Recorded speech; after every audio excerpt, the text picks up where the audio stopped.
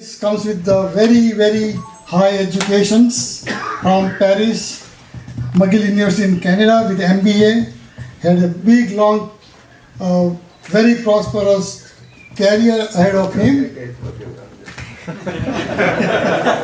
And he gave up, and when he met his spiritual master Srila Prabhupada in 1968, June 1st to be exact, and since then he just committed to the ISKCON movement. Guru Maharaj has been traveling.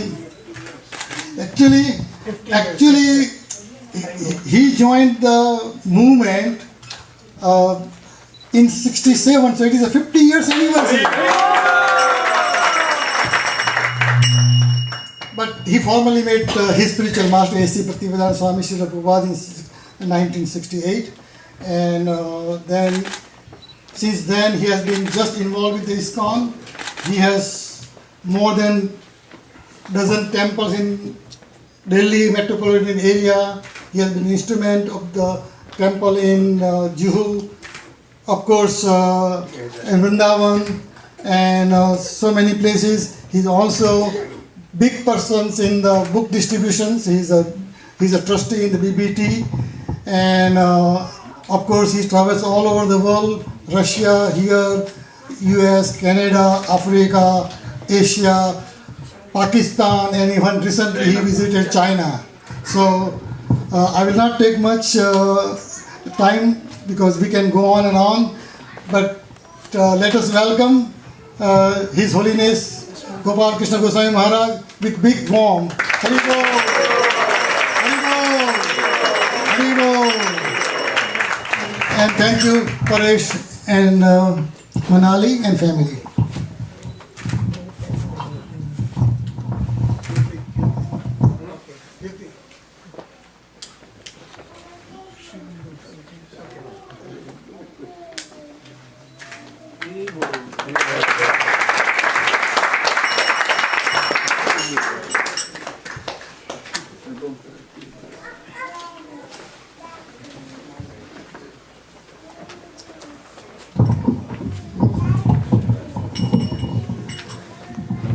Hare Krishna. Hare Krishna. So I apologize for being late. We drove nearly 175 miles today. So, a little late. I was thinking maybe I'll do go straight into the lecture. Om Namo Bhagavate Vasudevaya. Om Namo Bhagavate Vasudevaya. Om Namo Bhagavate Vasudevaya. Om Namo Bhagavate Vasudevaya. Om Namo Bhagavate Vasudevaya. Om Namo Bhagavate Vasudevaya. In Bhagavad Gita, Krishna says that three things should not be given up. Doesn't matter who you are. What are the three things? Yajna, dana, and tapasya. Don't give up sacrifice, charity, and in our scriptures we read about austerity in so many slokas, am I right? For example, Lord Rishabdev, when he was instructing his sons on the importance of human life, he said, Tapo Devyam Putraka Yena Satvam. My dear sons, please perform austerity. But for whom? Divyam, which means for the pleasure of the Lord. And sometimes people want to know, if I perform austerity, will I get something in return? But generally, the feeling is, austerity means you're losing something valuable. So Lord Rishabdev says, in exchange for this austerity, you will experience unlimited spiritual happiness. So we're all looking for happiness, am I right? Yes. Doesn't matter where you reside. You reside in Russia or India or Africa. whether you have a human body or an animal body. Many animals are looking for happiness. The ants, for example, are very happy when they see sugar on the floor. The cat is very happy when he gets some milk to drink. So we are all looking for happiness, but we don't know how to find that real happiness. So, in the scripture it is said, it is only through the medium of austerity that you can understand the Lord. Tapaseva param jyotir bhagavatam adokshajam. But Brahma says in the third canto that you can understand the Lord only by austerity. So what does austerity mean? Austerity in brief means you voluntarily renounce what is unfavorable for spiritual advancement. In the Bhagavad Gita, Krishna explains austerity in great detail. In the 17th chapter, Krishna explains what type of austerity you can perform with the body, mind, and what? And speech. So I thought we could discuss this today, since most of the people in the audience are all regular devotees of the ISKCON. Is that okay? Yes, sir. You won't get scared.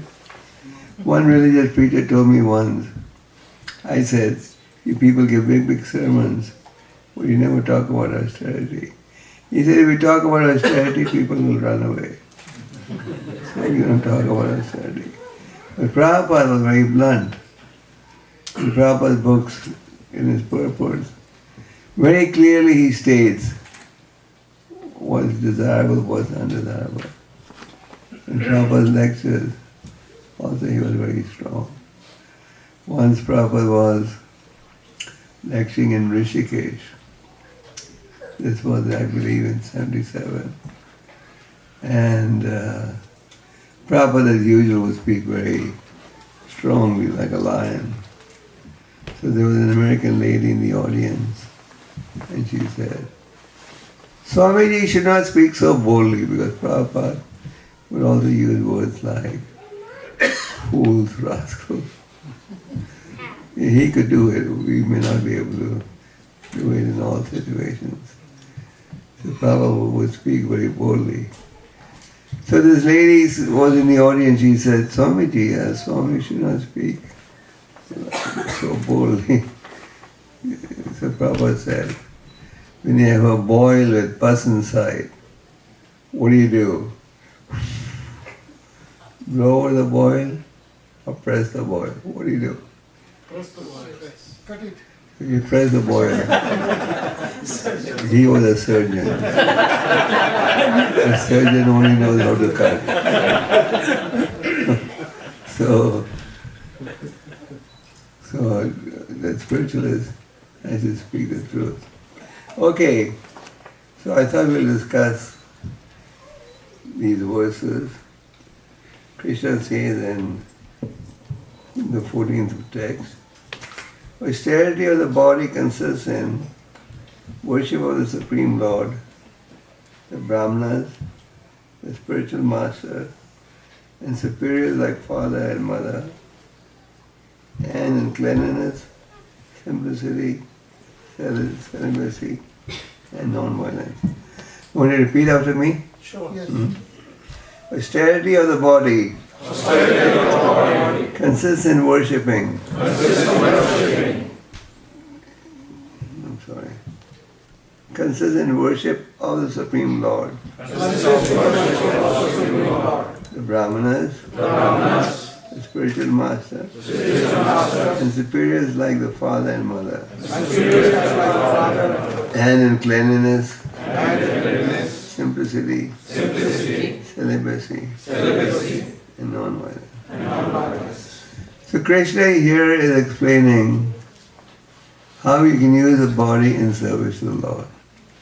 After all, when we talk about devotional service, how is it practically executed? It's executed through the body, through the mind and through Vani, word. Arjamil was born in a Brahmanical family. But then, as you know, he got degraded. He lost his Brahmanical culture. He married a prostitute. His saving grace was he had named his youngest son Narayan. And he was very attached to Narayan. And he would utter the word Narayan 1,000 times a day. Narayan, come here. Narayan, sit down. Narayan, eat. But he was also very sinful. And Yamraj decided, now it's time to bring Arjamil to hell for punishment. Arjamil. So Yamraj, what did he do? He sent 3 Yamadutas. Why did he send 3 Yamadutas and not 4 or 10? Because we do service or non-service through 3 principal avenues.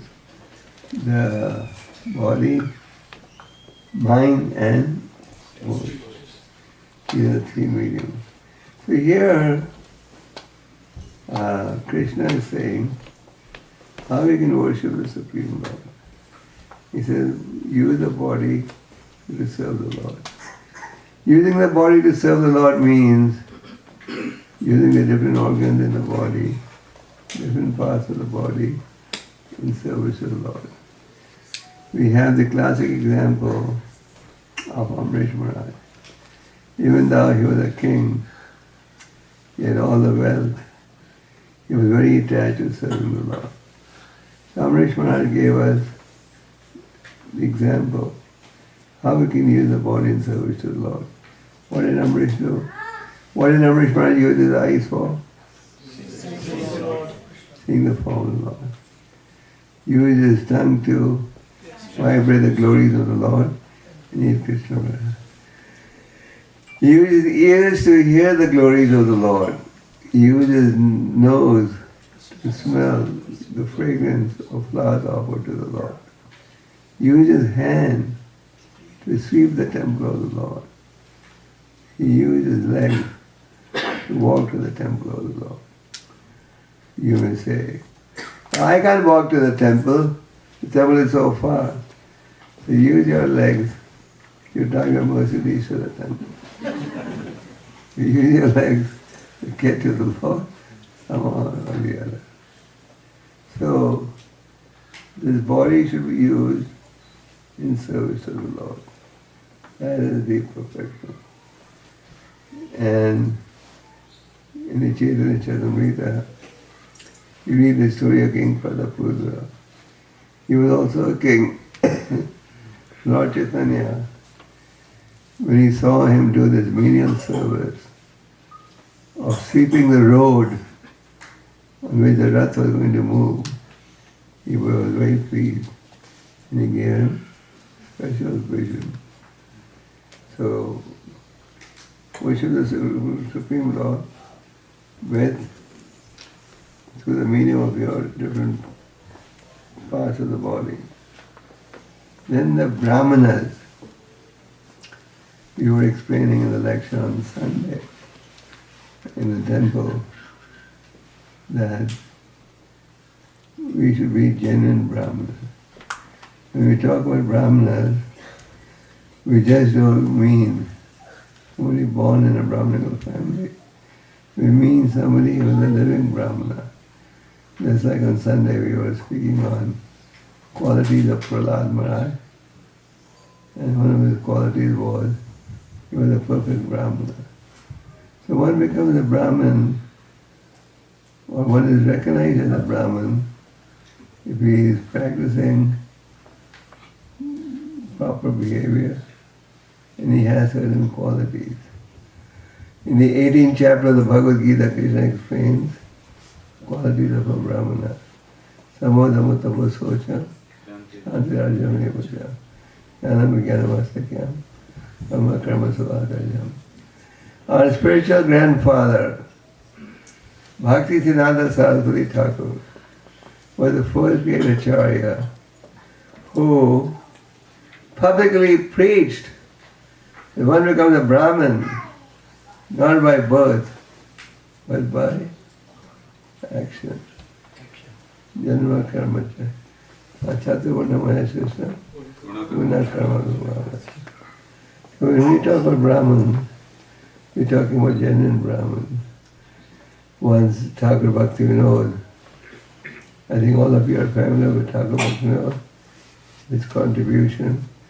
He is virtually, as Prabhupada said, the founder of the Krishna consciousness movement. He presented the true teachings of Chaitanya Mahaprabhu. He wrote nearly 100 books and he preached very strongly. And he had predicted that very soon a Maharathi will appear who will take Krishna consciousness all over the world.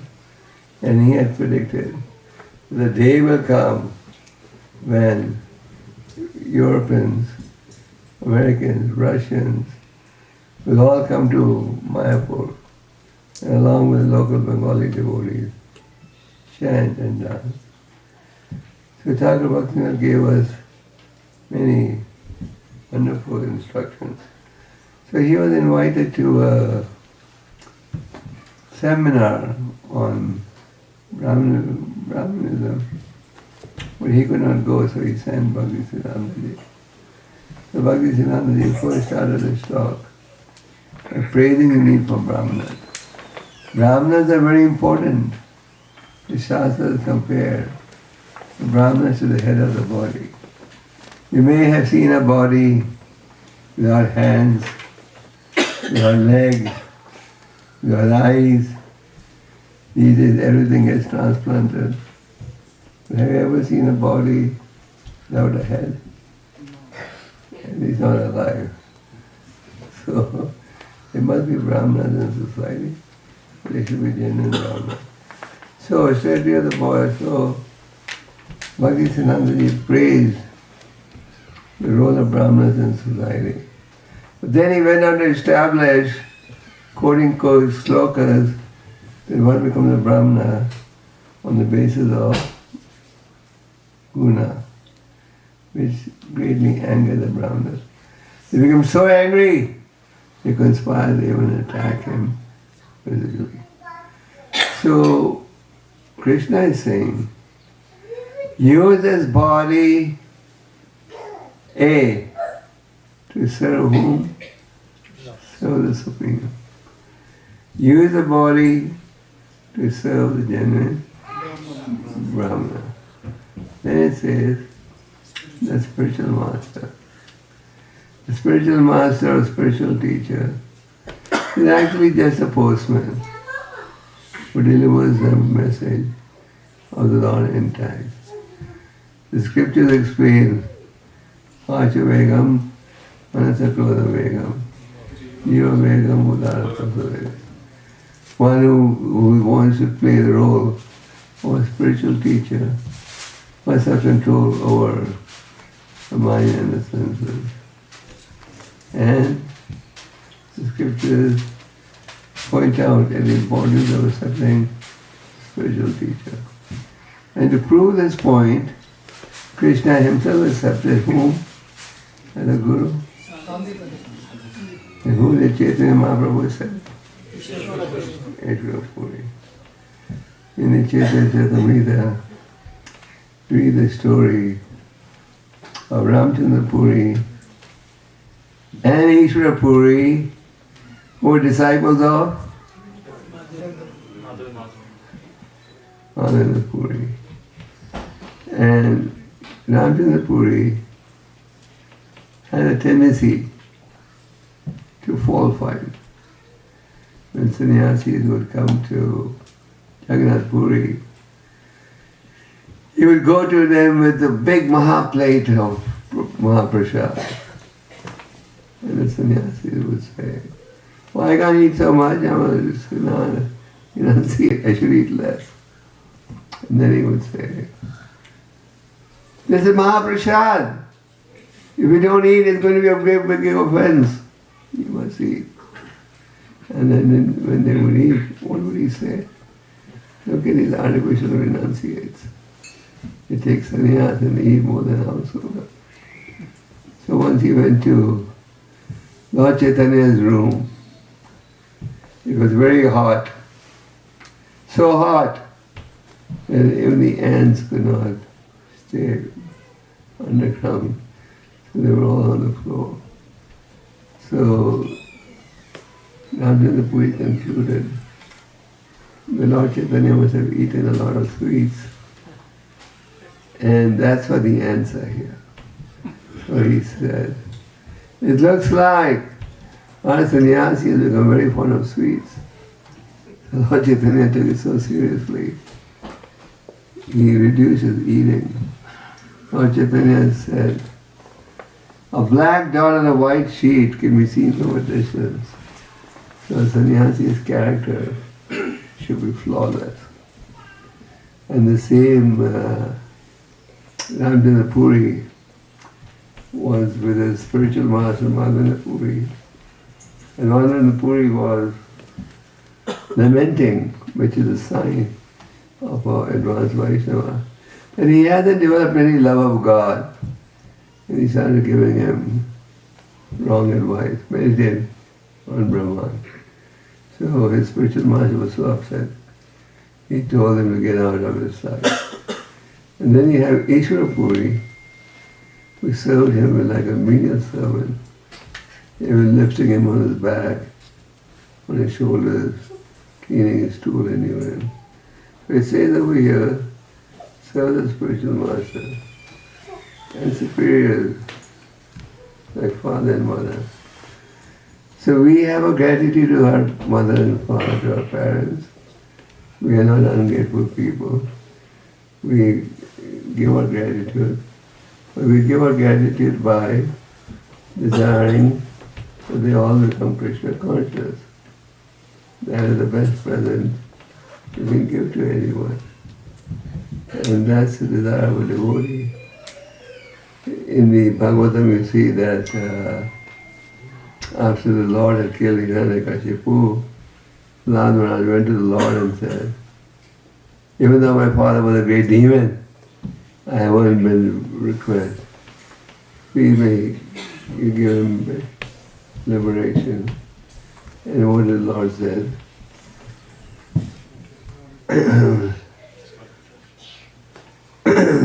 You don't have to ask that. He's already liberated. And Prabhupada says in the purport, you can liberate up to 21 generations of your relatives by becoming a pure devotee.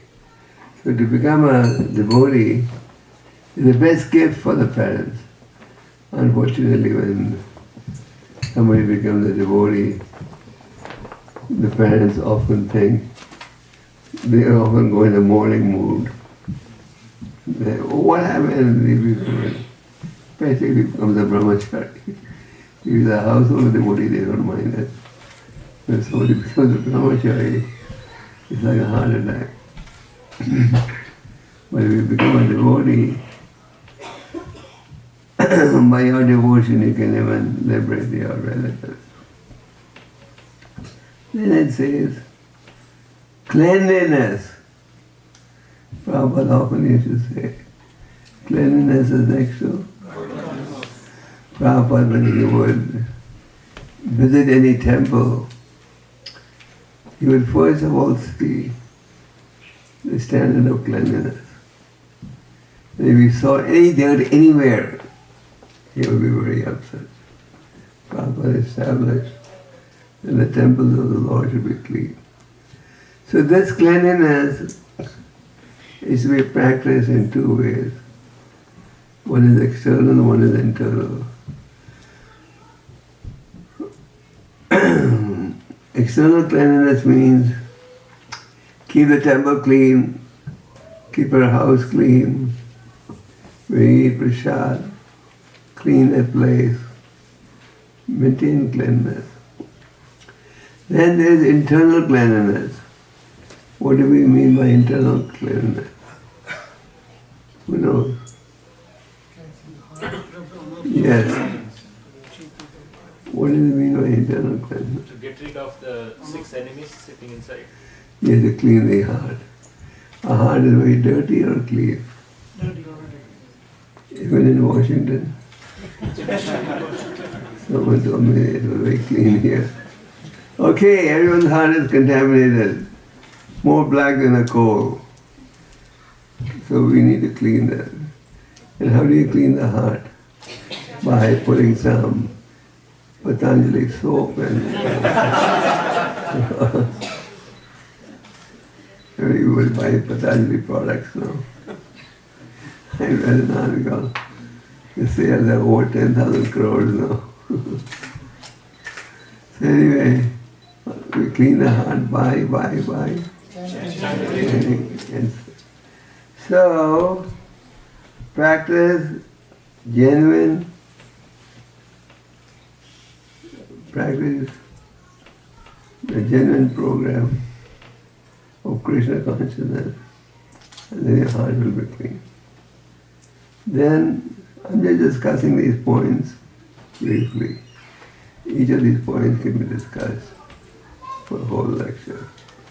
Simplicity. We've all heard this before, am I right? Prabhupada used to say, simple living. What does simple living mean? Simple living means simple living.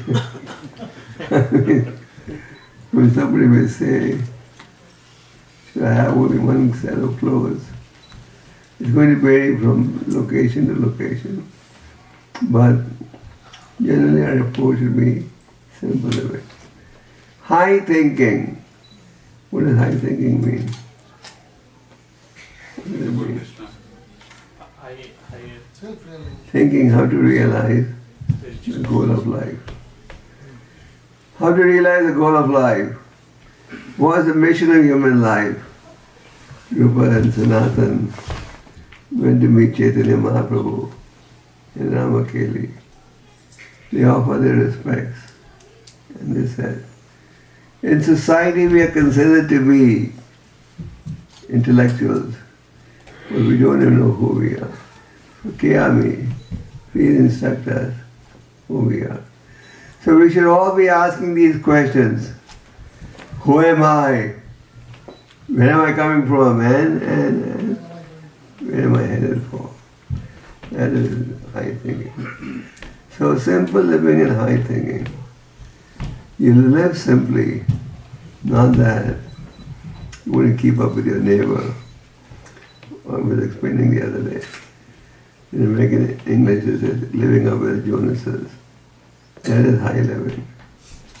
So our approach is simple living. That means minimize your needs so that you can think about the higher values of life. And what is the materialistic approach? High living, simple thinking. Beg, borrow, steal. Live high. You must be a step ahead of your neighbor. If he has a 4-room house, you get in a 6-room house. So everyone's into the rat race. Am I right? So this is called high living. And simple thinking. What does simple thinking mean? I'm thinking like the animals. Where is the propensity, where is the facility to eat, sleep, defend and mate? So devotee practices simplicity and at the same time practices high thinking, thinking about the high values of life. Then celibacy. Of course we have 4 ashrams. One is the brahmachari ashram, in which there is total celibacy. Then there is the grihastha ashram. One may be married, but he lives in that ashram according to religious principles. And if he lives according to religious principles, then it is considered an ashram. So it's called grihastha. And if one doesn't live according to those rules, then it becomes what do they call it? Grihamedi. So the choice is ours. and the results are in that proportion. Then non-violence. Non-violence means not harming anyone. That is a devotee's mentality. In the 5th canto of the Bhagavatam, you read about Jat Bharat, when his previous life was Bharat Maharaj. So Jat Bharat was once carrying a king called King Rahugana. King Rahugana was going to attend a spiritual discourse. And he wanted to go fast. They told his palanquin carrier, "Speed up, I'm getting late, you're walking too slow." So there was a very tall, handsome man there, broad shoulders, tall, long time. He said, "Hey, come on, help carry the king." The man was acting in society as if he was deaf and dumb. So Jat Bharat joined the team, but unlike the other palanquin carriers, he was very cautious. He would not keep his feet on the ground till he saw that there was no entity on the ground. So he was so careful. He didn't want to even step over that. In the Charitamrita, you read the story of Mrigari the hunter. There was a hunter who used to get great pleasure in killing the animals. He would see them suffer, and when they would die, he would rejoice. So Narada Muni came and he saw so many half-dead animals. So he said, "Who is the cause of all this?" Mrigari the hunter hid behind the bushes when he saw Narada Muni coming. So he came forward and said, I'm Mrigari the hunter that everybody's scared of." So Narada Muni preached to him, "You know what are you doing? Why don't you fully kill these animals?" Mrigari said, "I get pleasure in seeing them suffer." Just like, as some of you have noted, leaders in the modern society, they have these modern restaurants in which they have fishes and all in the water. They go and pick which one you want to eat, and they make that pick. When I first went to the Soviet Union in 1976, I was staying in a hotel called Berlin Hotel. At that time it was prime communism. There was no school for religion. So I was staying in a hotel, and before I went there, devotees had told me that eating would be a big problem. But anyway, the restaurant manager was good. He was giving me green pea and bread every day. I saw everybody would go to a particular spot, identify something, and the waiter would then go back to that person.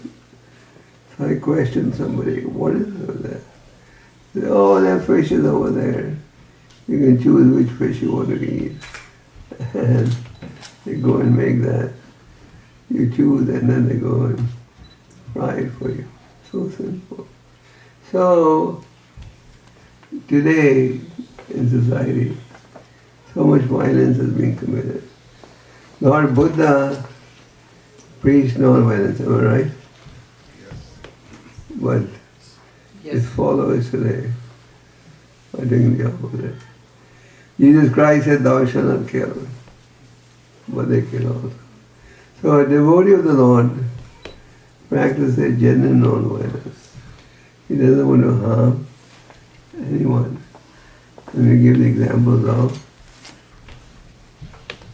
Mrigari, and Mrigari was so transformed that when Narada Muni came there along with Parvata Muni to see this, Mrigari was walking so cautiously, he would not even place his feet on the ground till he saw that he would not step anyway. So the devotee's mentality is not to harm anyone. Then people say, well, you vegetarians, aren't you killing also? The plants also have life, isn't it? What's our answer? We are not vegetarians. We eat only Krishna Prasad. And what does Krishna say? He says, those who eat food that is not offered are eating only. So if you're vegetarian, be strict. Vegetarians say, offer everything to the Lord. It's nice in America now, a lot of people are becoming vegans. That's definitely better than meat eating.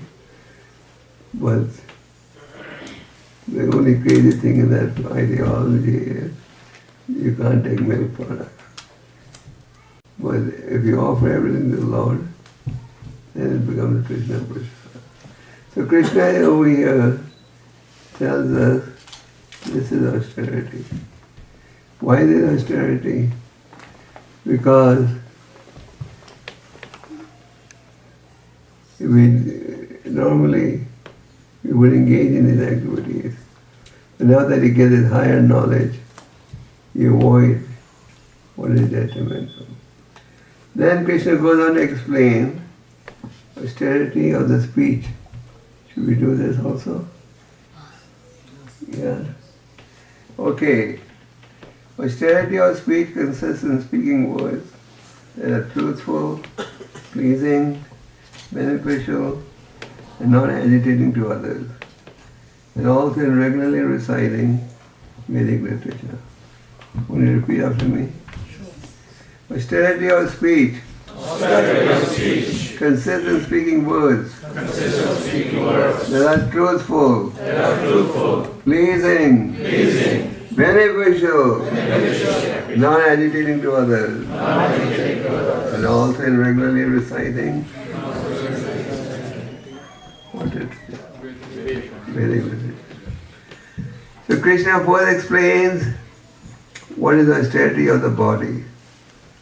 Then he explains the austerity of the tongue. We all have tongue? Yeah, okay. So how do you use it? Speaking words that are truthful. That means speak words that are truthful. And what is truthful? Message of Godhead. Krishna says, Mata Partham Nanyat Kinjit Asidhanajaya. There is no truth higher than me. So the real truth is truth that is coming from the Supreme Lord. So speak words that are truthful. What this means is repeat words that are there in the scriptures. Speak words that are truthful. Speak philosophy based on what you read in the scriptures. Act according to the direction of the scriptures. Just like when you read the Bhagavad Gita, somebody may say that Bhagavad Gita is presenting theoretical knowledge, but Bhagavad Gita is presenting practical knowledge that can be applied in our day-to-day lives. One of the programs that ISKCON has in many parts of the world is corporate preaching. And we are promoting this in India on a very large scale. We have sessions with corporates where we tell them how, by applying the Bhagavad Gita to your life, you can become free of tension, anxiety, etc. So speak words that are truthful, pleasing, and beneficial. So speak the truth, but speak it in a pleasing manner. Let's say you want to correct someone. You say, hey fool, don't you know this not to be done like this? That's one way, isn't it? Or the other way is, you can be more sweet, pleasing, and then correct them. So the truth should be spoken, but sweetly, not harshly. We don't compromise on the truth. It's not that we want to please the audience, we want to give them what they want to hear, so we say what they want to hear. No. We speak the truth, but we speak the truth in a What manner? Pleasing manner. Speak the word truth, but sweetly. Prabhupada often would speak on this point. Prabhupada would debate with people of all walks of life. He never compromised on the philosophy, but he always spoke sweetly like a gentleman. So people, even if they didn't agree with Prabhupada, when they would walk away, they would say, oh, he was a perfect gentleman. So similarly, when we preach, we don't compromise on the philosophy, but we present the philosophy in a pleasing manner so that the person knows they are cultured and humble.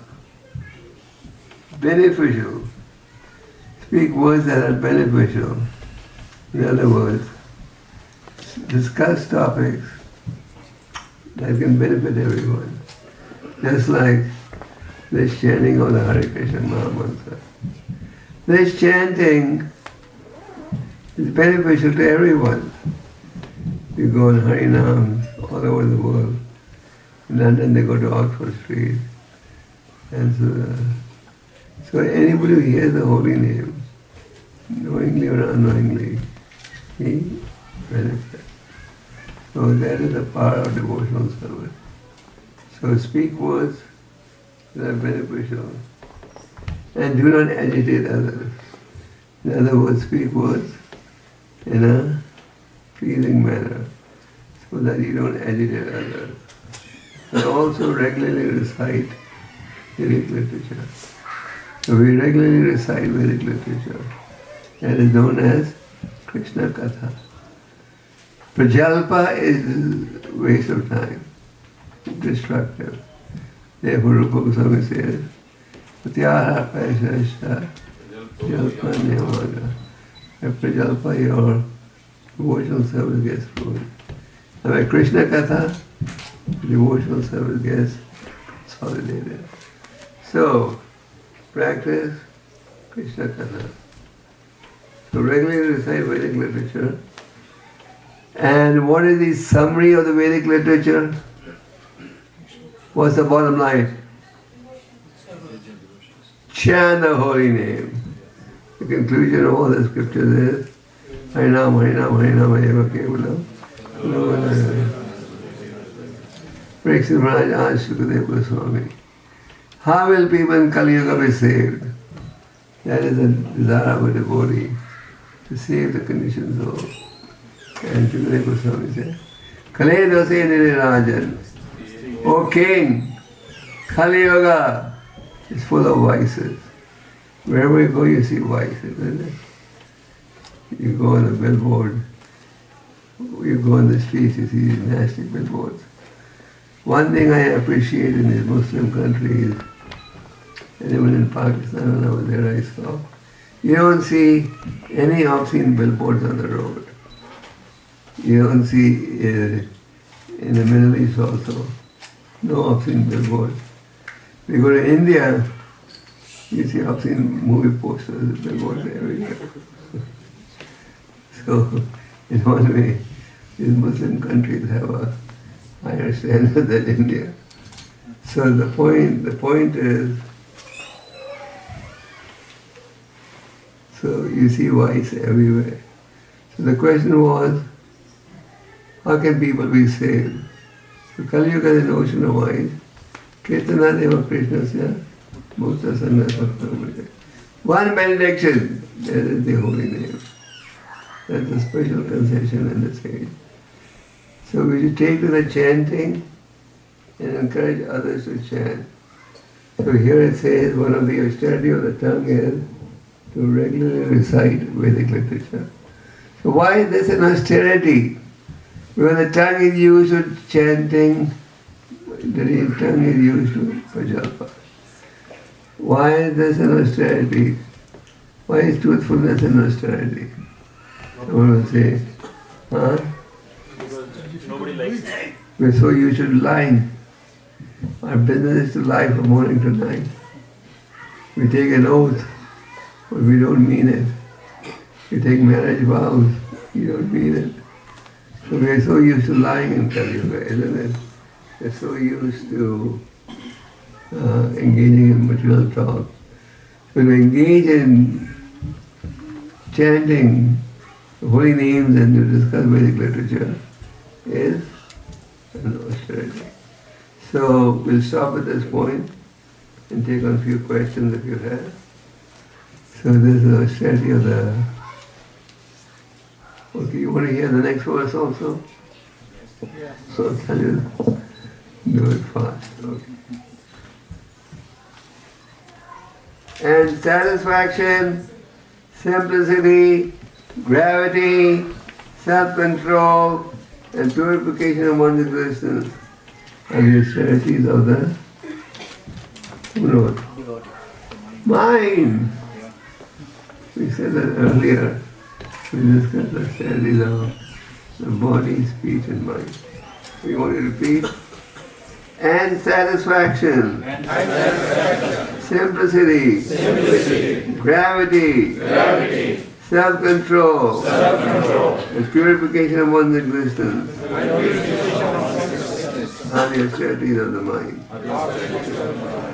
So one of the austerities of the mind is satisfaction. Normally in material life. Is anyone satisfied? You think Bill Gates is satisfied? Poor man. No. Everybody wants more, isn't it? Nobody is satisfied. That is the nature of material life. You want more. Like in some parts of the world, 1% of the population is holding 90% of the wealth. Why? They're not satisfied, they want more. But one who has controlled his mind, he'll be satisfied in any condition. Like these days, mental depression, anxiety are paramount. Am I right? As I said the other day, 3 out of 5 patients who go to a doctor give depression as a major cause. So why are people depressed, anxiety? Because they have unlimited material desires, and when they're not satisfied, in a state of shock. So, but one who has controlled his mind, he is satisfied in every condition, whether he's living in a hut or whether he has some other facility. So, if we control our mind, what does control your mind means? Using the mind in service of the Lord, thinking of the Lord positively. So if you control the mind, then you'll be what? Satisfied in every condition. And on the other hand, you can get all the goodies and not be satisfied.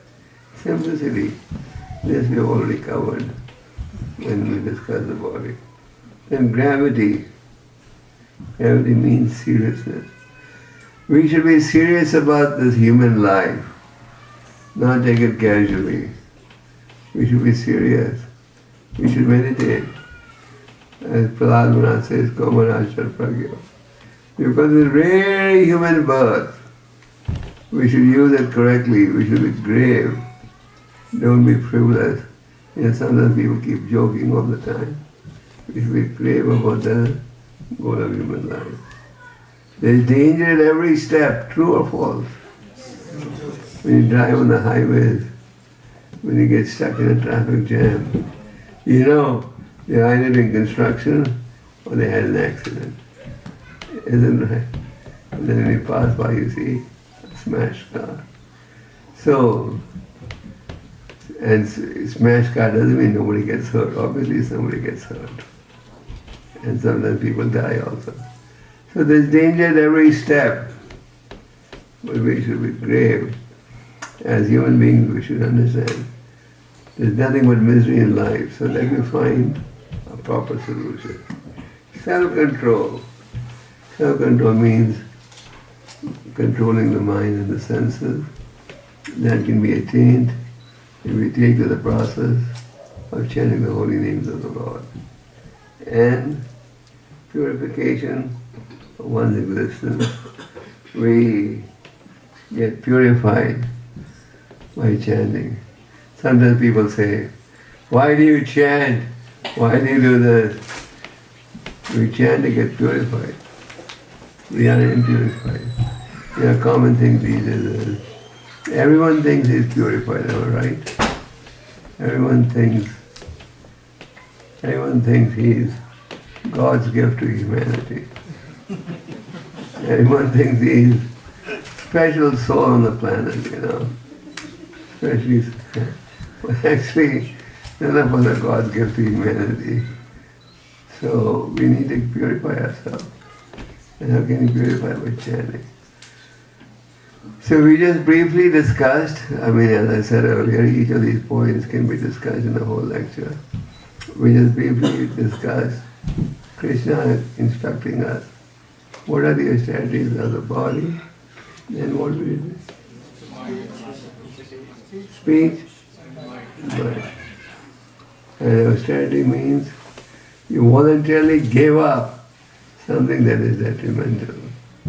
So your goal is to do the love of God and serve the Lord. Anything that's an impediment on the path should be swept away. It's like the moment you get some symptoms of some serious disease developing in your body, you only run to the doctor and take care. Yes? No? So we should also take care. And where do we run? We run to sadhu, guru, sadhu, shastra. That's the path of purification. Okay, Hare Krishna. Hare There are questions for a few minutes. You all are very slow in asking questions. I'm being a little polite by saying slow. Okay. Yes. You mentioned talked about austerity, and then also you again answered about chanting holy name is the only way you can do that. So my question is that if I remember correctly, lately I have been seeing that each time there is initiations, you ask them to also, besides the fourth principle, take a vow about chanting 25 rounds on the Ekadashi. I don't recall many years ago there. So my question is, those who are initiated and had not really taken the vow in front of you, That's not a vow, the 25 rounds, that's a request. And anyway, so is that even those who didn't take the vow can chant 25 rounds. As we always say, 16 is just the minimum, not the maximum. so other people should be doing also same thing, 25 minimum on Ekadashi? If something is going to do, why not do it? I told you all this story. Prabhupada, when he opened the first temple in New York, he told devotees to chant 64 rounds a day. They tried chanting. At that time, they were only American devotees. They tried chanting, but they couldn't. So they came back to Prabhupada and said, Swami, they used to call Prabhupada Swami those days. Swami, 64 is impossible. So Swami said, okay, do 32 rounds a day. They came back and said they can't do 32 also. The Prabhupada said, 16 is no less final. So 16 is just a minimum, but not the maximum. Okay, more questions? Yes. Why did Lord Chaitanya oblige to Ramchandra Puri's blasphemy, and he was accusing him that he is eating Lord? Lord Chaitanya was an example of humility, and he showed. And not only that, even though Ramchandra Puri was criticizing Lord Chaitanya, every time Lord Chaitanya saw him, he would offer him respects first. Why? Because he was his guru's god brother. Lord Chaitanya not only reduced his eating, but Lord Chaitanya set the example that a spiritualist, especially a sannyasi, must not have any black spots in his character. Prabhupada used to give an example. On a white sheet, a black spot can be seen from a distance. So if you're a genuine spiritualist and you don't behave properly, it will be seen by people from a distance. So Lord Chaitanya, he would offer respect to Ramchandra Puri also. Okay, yes. So in today's world, like if you see, like we have to be very social with like materially and with all the devotees also. So it's very difficult to follow this simple living, high thinking in today's world. Simple sometimes seems very difficult to Well, simple living doesn't mean. What is this area called? Only. So simple living would not mean someone makes a hut in only. It tells people, look at this man, he's so simple. Obviously simple living means you don't be too extravagant. You can take a decent house. We don't say you go to work, you got to wear torn clothes. You can dress up smartly, but live simply. Not that you change your car every 8 months or 1 year. Yeah. I mean, simple living is going to vary from location to location. But overall, the principle is I want to live simply, dress simply, so that I can concentrate on spiritual life. Otherwise, if you want to high living, high thinking, then all the money you earn goes away just your maintenance, and nothing goes to Krishna. You take on all the karma. Okay. Yes. Guru Maharaj, this Prajalpa and Krishna Katha, the two topics that are a little difficult. Prajalpa comes, we enjoy more. Krishna Katha comes, it starts sleepiness. Krishna Katha comes you see people falling asleep in the Bhagavatam class. Am I right? Yes. But you don't see people falling asleep at Prasadam time. Anyway, what's the question? So the question is that how to really do austerities, because it's so difficult. That's why Krishna calls it austerity. If it was easy, he would not call it austerity. You get what you pay for. Is that right? If you go to a store in America and Macy's or whatever, if you want a cheap, made in China product, you pay one price. If you want made in America price, you get what you pay for. So you get coverage and insurance based on the premium you pay. Not like one premium and all. Everyone doesn't get the same coverage. So Krishna sees how much has anyone sacrificed for my pleasure. And at what age? Sometimes people, when they're weeks or years before death, they want to go to Vrindavan to do bhajan. And when they have the strength, they wanted to socialize. So Krishna sees that. And then Krishna sees this man when he was young, when he had all the facilities, he sacrificed nonsense activities just to please me. So we must recognize God deals with us in proportion to our surrender. Even in material life, sometimes you have risky jobs. You get a higher salary than a non-risky job, isn't it? Okay. More questions? Yes. How we can develop a desire to chant attentively? Good question. By realizing goal of life is to develop love of God and to make spiritual progress. And if I want to make spiritual progress, I have to make an effort. And to make an effort, I have to practice it with determination. So, if that will is there, like they say in English, if there's a will, there's a way.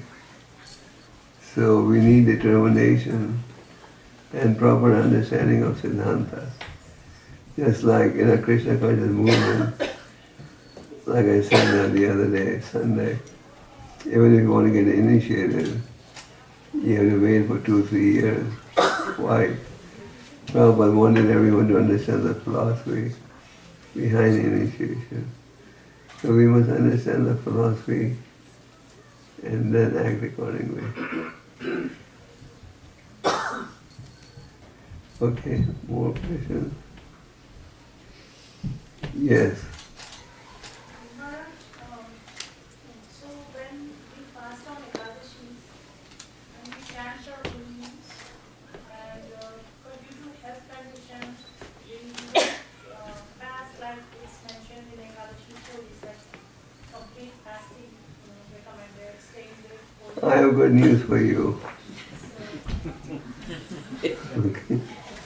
The good news is, Prabhupada did not really push his complete fasting on Nirjala idea. The Nirjala idea, God developed, but Prabhupada didn't really push that. So on Ekadasi, take Ekadasi Prasad. That's all. That's easy, isn't it? That's good news. If you can do Nirjala, do it, but it's not a must. It's not that. If you can't do Nirjala, you're condemned to death. It's called the practical. Our philosophy is a very practical philosophy. Okay, yes. We were talking about the austerity again. What I observed that some other organization like Swaminarayan and other one, people are good in giving the money for the organization.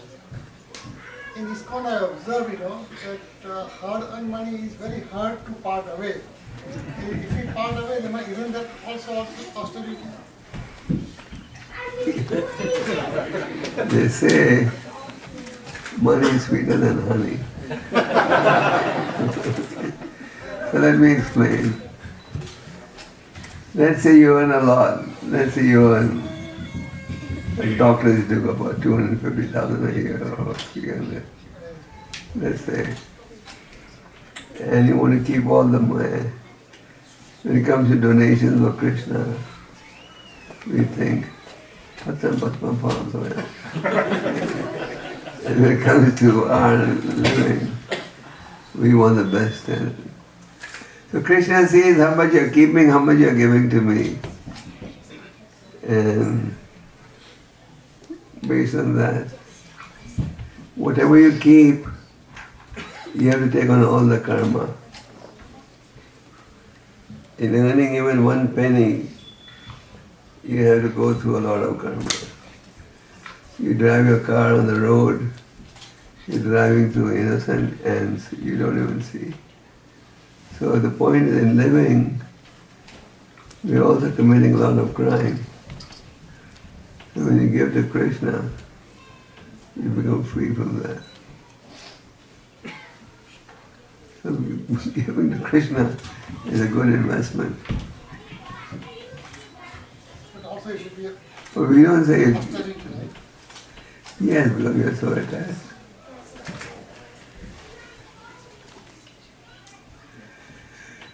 Okay, any more questions?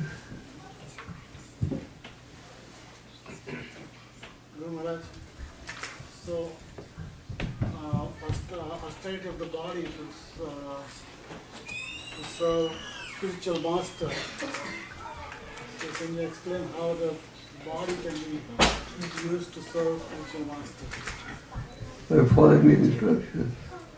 The spiritual master doesn't say, to please me, come and massage me every day. To please me, come and give me so much dakshina every day. No. All the spiritual master wants you to do is get attached to the holy name, get attached to the philosophy, develop humility, and develop the mode of service. That is what it means, serving the Guru. Prabhupada says, just offering flowers to the Guru is not the real thing. The real thing is following the Vani. So Prabhupada dedicates the first canto to his Guru and says, he lives forever by divine instruction and the follower lives with him. That means that when the Guru lives by his instruction, there is Vapu and Vani. Vapu means the personal form, Vani means the instruction. So Vani is more important than Vapu. You may be next to the Guru, but you could be in Maya, you will be away from the Guru. Follow the instruction. So what's the question? And how to serve the spiritual master of the body? By following the instruction. So simple. You don't have to do anything else. You have to be genuine. Okay, anything else? No more questions? Yes. The question is, it's sometimes easy to control the tongue, but it's very hard to control the mind. So when can it happen, or it may not happen this life? How to control the mind, It's easy to control the tongue. We don't want to eat something we don't have. But the mind keeps on running. So let the mind run. Ignore it. Just ignore it. Mind says you must take control of the White House. Mind only says that take the control of Krishna consciousness such a way that you don't have to come back to this birth and death cycle. You're on the right track, so don't worry. Okay. No more questions? Last question.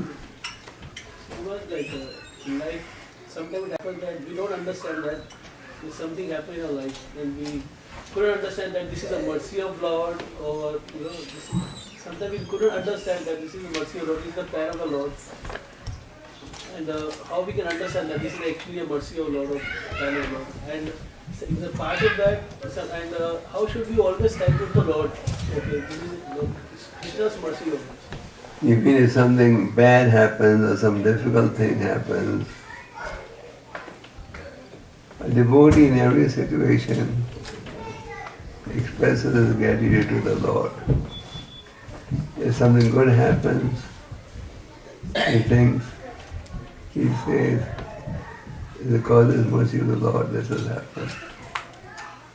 If something bad happens, he doesn't say, why does this happen to me? What wrong have I done? He thinks, because of the mercy of the Lord, my punishment is minimized. There was once a king who would go out hunting all the time. The king, I don't want to get the story right. Okay. Anyway, the point is, if something bad happens, the devotee doesn't blame the Lord, but considers it causes mercy of the Lord, and his punishment is reduced.